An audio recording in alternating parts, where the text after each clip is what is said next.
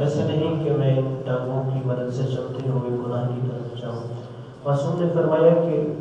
ان نعمتوں کا شکریہ کا طریقہ یہ ہے کہ جو بھی نعمتیں اللہ نے ہمیں عطا کی ہیں ہم ان نعمتوں کو اللہ کی معصیت اور نافرمانی میں خرچ نہ کریں۔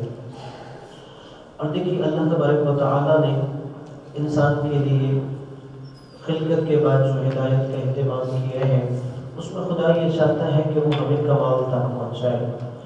کمال سے کیا مراد؟ ہر بندہ اپنی ذات میں کمال چاہتا ہے۔ کوئی انسان ہے وہ جسے جو کمال سمجھتا ہے وہ اس کی تلاش دنیا میں کرتا ہے۔ اگر کوئی یہ سمجھتا ہے کہ انسان کے پاس مال ہونا کمال ہے وہ دن رات مال جمع کرنے کی طرف دوڑ لگا رہتا ہے۔ کوئی یہ سمجھتا ہے کہ اگر مجھے بڑا عہدہ منصب مل جائے تو وہ بڑے عہدے منصب کے پیچھے بھاگتا رہتا ہے کہ شاید اگر مجھے کچھ بڑا عہدہ منصب مل جائے گا تو مجھے کمال مل جائے گا۔ کوئی یہ سمجھتا ہے کہ شہرت میں کمال ہوتا ہے، وہ دن رات شہرت کے پیچھے لگا رہتا ہے کہ شاید مجھے شہرت ملے گی تو مجھے کمال مل جائے گا۔ کچھ یہ سمجھتا ہے کہ اگر میرے پاس نرینہ یعنی بیٹا اولاد ہوگی تو شاید یہ کمال ہوتا ہے معاشرے میں۔ اگر اللہ نے اسے رحمتیں دی ہیں بیٹیاں تو وہ بیٹے کے حصول میں دن رات کوشش کرتا ہے، عمل کرتا ہے کہ شاید یہ کمال ہوتا ہے۔ کوئی سمجھتا ہے کہ اگر انسان اس دنیا میں اپنا نام کما لے تو یہ کمال ہوتا ہے۔ دیکھیے در حقیقت اللہ تبارک و تعالیٰ بھی انسان کو کمال تک پہنچانا چاہتا ہے، لیکن خدا نے کہا جو انسان اپنے ذہن میں کمال سمجھتا ہے وہ کمال نہیں ہے، اس لیے کہ آج مال آپ کے پاس ہے کل کسی اور کے پاس چلا جاتا ہے، آج اس عہدے پہ آپ فائز ہیں کل وہ عہدہ کسی اور کے پاس چلا جاتا ہے، آج آپ کے پاس شہرت ہے کل آپ گمنامی میں چلے جاتے ہیں۔ کمال وہ ہے جو کبھی بھی ختم نہیں ہونا چاہیے، اور اللہ نے کہا کہ اس لیے انبیاء کو بھیجا، رسولوں کو بھیجا، اماموں کو بھیجا، میں نے آسمانی کتابیں نازل کی کہ جو اصل کمال ہے اس تک انسان کو پہنچایا جائے، اور یہ وہ کمال ہے کہ جو کبھی ختم نہیں ہو سکتا۔ انسان کی سوچ میں جو کمال ہے وہ اصل کمال نہیں ہوتا، بلکہ وہ تو دنیا والوں نے جو ایک معیار بنا دیا، وہ جو سوسائٹی میں رہتا ہے، معاشرے میں رہتا ہے، انہوں نے جو اسے کمال بتا دیا وہ اس کے پیچھے دوڑنا شروع کر دیتا ہے۔ اب دیکھیے اللہ نے یہ جو شب و روز بنائے ہیں، انسان جس کے اندر اپنی زندگی بسر کرتا ہے، جو ہماری عمر ہے اسی کے تحت گزرتی چلی جاتی ہے، اور اصل میں یہ ہمارا اور عمر جو ہے یہ ہمارے پاس سرمایہ ہوتا ہے، یعنی کوئی آپ میں سے 20 کا ہے، کوئی 30 کا، کوئی 50، کوئی 60، 70 کا ہے، جو عمر ہے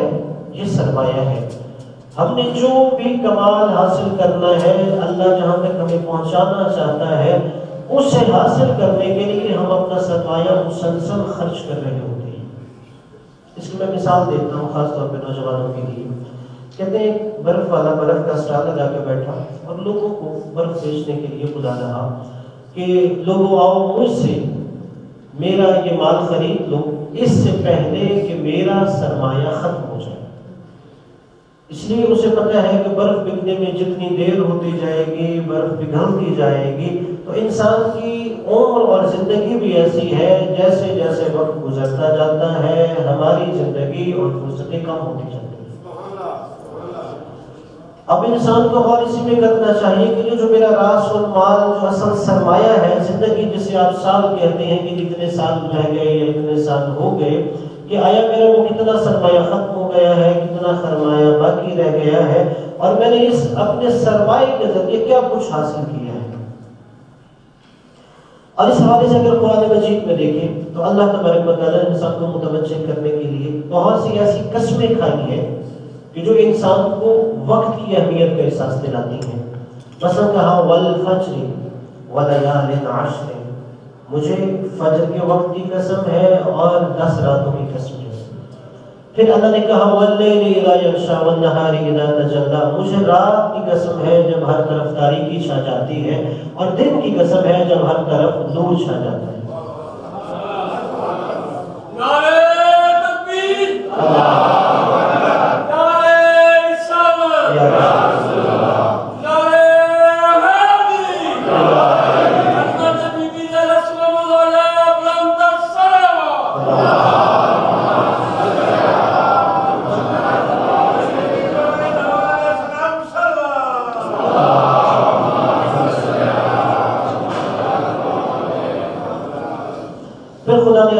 کی قسم اٹھا کے کہا والضحی واللیل اذا سجی، مجھے وقت چاشت کی قسم ہے، یعنی طلوع آفتاب کے بعد جب تھوڑا سورج بلند ہو جاتا ہے، ہر طرف سورج کی روشنی پھیل جاتی ہے، وہ وقت چاشت ہے، کہ مجھے اس وقت کی قسم ہے، واللیل اذا سجی، اور جب رات ہر طرف پھیل جاتی ہے اس کی قسم ہے۔ پھر اللہ نے سورہ عصر میں کہا والعصر ان الانسان لفی خسر، کہ مجھے خاص زمانے کی قسم ہے، انسان خسارے میں۔ اب اگر ہم کہیں کہ شاید اللہ نے نعوذ باللہ ابس بیکار یہ قسمیں اٹھا دی ہیں، ایسا نہیں ہے۔ اللہ تبارک و تعالی جب بھی قرآن کے اندر کوئی کلمہ کوئی چیز استعمال کرتا ہے اس کے اندر ایک حکمت ہوتی ہے۔ یہاں تک کہ اگر اللہ نے کسی پھل کی بھی قسم کھائی ہو، والتین والزیتون، اب جا کے اگر تفسیر اٹھائیے کہ اللہ نے سارے پھل چھوڑ کے ان کی قسمیں کیوں اٹھائی، تو اللہ نے جو خاص اوقات کی قسمیں کھائی ہیں، یعنی دن کی بھی قسم کھا رہا ہے، رات کی بھی کھا رہا ہے، فجر کی بھی کھا رہا ہے، چاشت کی بھی کھا رہا ہے، پھر زمانے کی بھی قسم کھا رہا ہے، یہ در حقیقت اللہ ہم جیسے غافل انسانوں کو متوجہ کر رہا ہے تمہاری زندگی کا ایک ایک وقت قیمتی ہے، کہ تم سمجھو شاید فجر کے وقت کی تو اہمیت ہی نہیں، میں سوتا بھی رہوں تو زندگی میں کون سا میں نے کوئی نقصان کر دیا، یا اگر تم یہ سمجھو کہ چاشت کے وقت کی تو کوئی اہمیت نہیں ہے، اگر میں اسے فضول کاموں میں بھی اڑا دوں تو کوئی حرج نہیں ہے، یا اگر تم یہ سمجھو کہ میں رات ساری جاگ کے ویسے ہی عبث گزار دوں تو رات کی کیا اہمیت ہے، میں دن میں سو لوں گا، خدا نے کہا نہیں، تمہارے ہر وقت کی ایک خاص سرمایہ کی قدر و قیمت ہے۔ اور پھر اس حوالے سے سمجھانے کے لیے رسول خدا صلی اللہ علیہ وسلم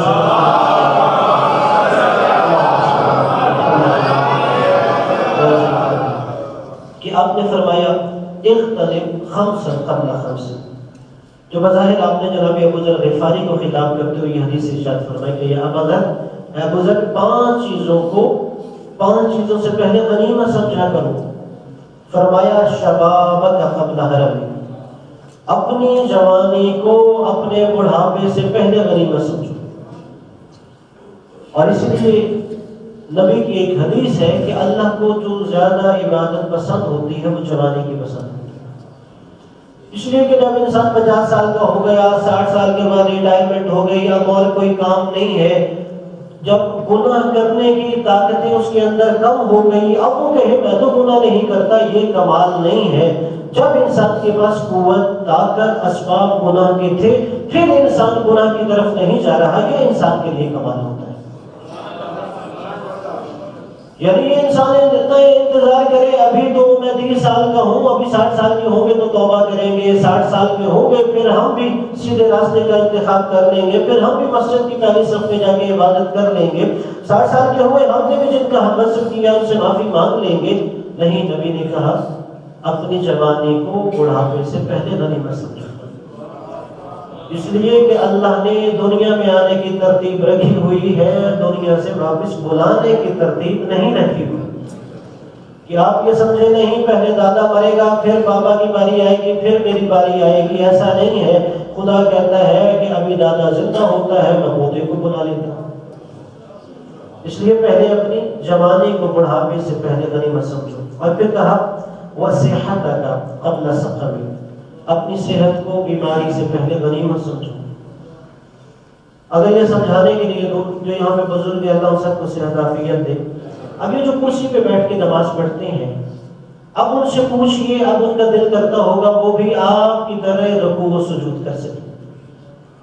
لیکن جب کر سکتے ہیں تو اس وقت ہم متوجہ نہیں ہوتے، خوش قسمت ہے جو کرتے رہے ہیں، لیکن جب کر سکتے ہیں اور اس طرف متوجہ نہیں ہوتا کہ میں یہاں زمین آپ مسلح عبادت پہ زمین پہ بیٹھ کے میں جتنا تمہاری سجدہ کرنا چاہوں کر سکتا ہوں، لیکن جب ڈاکٹر کے پاس جاتے ہیں ڈاکٹر کہتا ہے کہ نہیں آپ نے سجدہ زمین پہ نہیں کرنا، آج کے بعد آپ نے کرسی پہ کرنا ہے، یا سجدے کا اٹھا کے اپنی پیشانی کو وہی زمین پہ لگانی ہے، اس وقت انسان کو قدر آتی ہے کہ اگر میں زمین پہ سجدہ کرتا تو اس کی اہمیت کیا تھی۔ نبی نے فرمایا اپنی صحت کو بیماری سے پہلے غنیمت سمجھو۔ اور دیکھیے اللہ کتنا کریم ہے، اگر کوئی انسان اپنی صحت مند زندگی میں روزمرہ کی کوئی عبادت کرتا ہو، مثلا وہ انسان نماز واجبہ کے علاوہ مستحب نمازیں بھی پڑھتا ہو، اور پھر وہ شخص بیمار ہو جاتا ہے، اب وہ جو 2-3 دن کی بیماری رہی، میرے بدن میں اتنی طاقت سکت نہیں ہے کہ میں مستحبات ادا کر سکوں، میں صرف اپنے واجبات ادا کر رہا ہوں۔ روایت کے جملے ہیں، اللہ فرشتوں سے کہتا ہے کہ میرا بندہ جب تندرست تھا تو اور زیادہ میری عبادت کرتا تھا، اب یہ بیمار ہو گیا ہے، آزمائش ہے اس کے اوپر، جہاں تم نے اس کے گناہ معاف کرنے ہیں وہاں ان مستحبات عبادت کا ثواب بھی نامہ اعمال میں لکھ دو جو یہ حالت تندرستی میں بجا لایا کرتا۔ تو اللہ نے کہا اپنی تندرستی کو، اپنی صحت کو بیماری سے پہلے غنیمت سمجھو، اور پھر کہا وَفُرَصَكَ قَبْلَ شُغْلِكَ، کہتے ہیں کہ جو فرصت کے لمحات ہیں، فراغت کے اوقات ہیں، ان کو مصروفیت سے پہلے غنیمت سمجھو۔ ابھی ایک نوجوان ہے، وہ کہتا ہے کہ مثلا میٹرک کا امتحان ہو گیا، 3 مہینے فارغ ہیں، چلو اچھا ہے کہ اس میں 3 مہینے سو کے گزار لوں گا، نیند پوری ہو جائے گی۔ نہیں، نبی نے فرمایا کہ فرصت کے لمحات ہیں، ان کو غنیمت سمجھو، کچھ نہ کچھ اپنے فائدے میں استعمال کرو۔ اب ایک نوجوان ہے، وہ کوئی ہنر سیکھنا چاہے، دین کی تعلیم حاصل کرنا چاہے، اپنے فرائض و حقوق سے آگاہی کرنا چاہے، تو یہ فرصت کے لمحات اس کے لیے غنیمت ہوتے ہیں۔ اور پھر نبی فرماتے ہیں وَحَيَاتَكَ قَبْلَ مَوْتِكَ، اپنی زندگی کو موت سے پہلے غنیمت سمجھو، کہ جب تک سانسیں چل رہی ہیں میں خود چل سکتا ہوں، مجھے غنیمت ہونی چاہیے کہ اس سے پہلے کہ باب توبہ بند ہو جائے، موت کا فرشتہ آ جائے، میں قبر میں اتار دیا جاؤں اور پھر میں اپنی طرف متوجہ ہوں۔ نبی فرماتے ہیں نہیں، جب تک زندہ ہو اپنی زندگی کو اپنے لیے غنیمت سمجھو۔ اور پھر رسول خدا نے فرمایا کہ جب انسان محشر کا دن ہوگا تو قیامت کے دن اس وقت تک انسان کا قدم وہاں سے حرکت نہیں کرے گا جب تک اس سے 5 چیزوں کا سوال نہیں ہوگا۔ پہلا سوال یہ ہوگا، تو نے ساری عمر کن کاموں میں گزاری ہے؟ کہ تو ساری زندگی، یہ جو تجھے سرمایہ میں نے دیا تھا، تمہاری عمر تھی، تمہاری زندگی ہے، تم نے کن کاموں میں اسے خرچ کیا ہے؟ اور پھر نبی فرماتے ہیں دوسرا سوال یہ ہوگا، تم نے جوانی کن کاموں میں گزاری ہے؟ اب اگر آپ نبی کی حدیث میں غور کریں، میری جوانی بھی تو میری عمر میں شامل ہے، یہ الگ سے جوانی کے بارے میں سوال کیوں ہوگا؟ علماء اخلاق کہتے ہیں اس لیے کہ عام طور پہ جوانی میں انسان کے بھٹکنے کا اندیشہ زیادہ ہوتا ہے۔ جو انسان اپنی جوانی میں خدا کی بارگاہ میں رہتا ہے وہ اپنے بزرگی میں بھی خدا کی بارگاہ میں ہی رہتا ہے، لیکن جو انسان بھٹک جائے جوانی میں، پھر جب اس نے اپنی قوتیں، اپنی طاقت گناہ میں صرف کر دی، تو جب ساری طاقت گناہ کی ختم ہو گئی، اب خدا کی بارگاہ میں آنے میں کمال نہیں ہے، جب وہ جوانی میں خدا کی بارگاہ میں آ رہا تھا یہ اس کے لیے کمال ہے۔ اور جیسے عرض کیا، اسی لیے چونکہ خاص جوانی کا اللہ سوال کرے گا تو خدا فرماتا ہے کہ مجھے تمہاری جوانی کی عبادت زیادہ پسند ہے، کہ جب کوئی جوان آتا ہے، جوان پہلی صف میں کھڑا ہو کے خدا کی بارگاہ میں سجدہ کرتا ہے، خدا کو وہ زیادہ عزیز اور پسند ہوتا ہے۔ اور پھر کہا تیسرا سوال، اس وقت تک انسان قیامت کے دن محشر کے میدان میں اگلا قدم نہیں اٹھائے گا جب تک اس سے یہ نہیں سوال کیا جائے گا تو نے مال کمایا کہاں سے ہے اور پھر لگایا کہاں پر ہے۔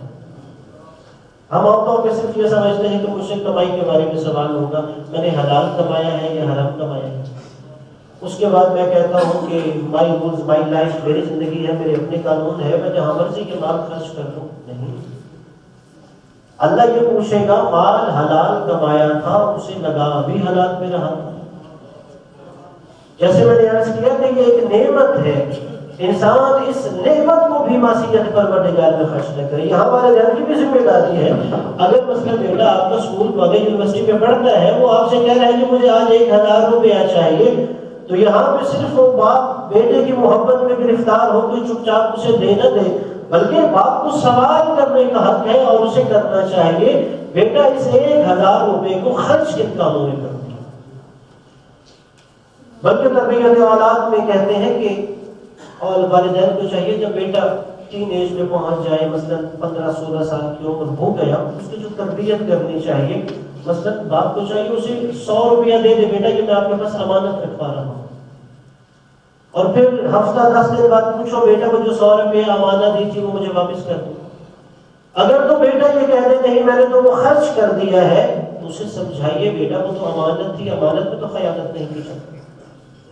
شاید آپ کے لیے وہ 100 روپیہ اہمیت نہیں رکھتا لیکن اس کی تربیت کے لیے یہ 100 روپیہ بہت زیادہ اہمیت ہے. آپ اسے پھر دوبارہ دیجیے, بے شک 500 روپیہ آپ دیجیے. ٹھیک ہے بیٹا ایک دفعہ تم نے خیانت کی, یہ 500 روپیہ پھر امانت دے رہا ہوں, یہ میری ملکیت ہے, آپ نے بطور امانت رکھنا ہے. اور پھر دیکھیے اگر بیٹا مجبور بھی ہو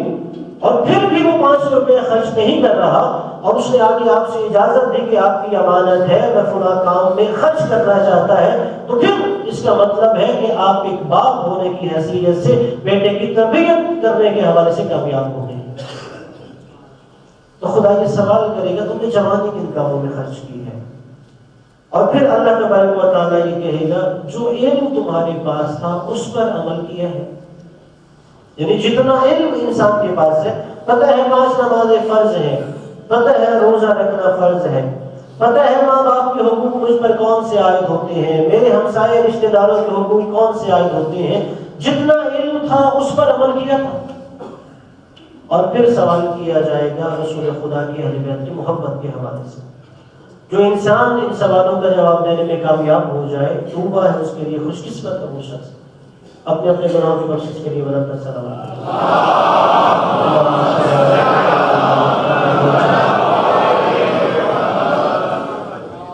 بس آخری جملہ,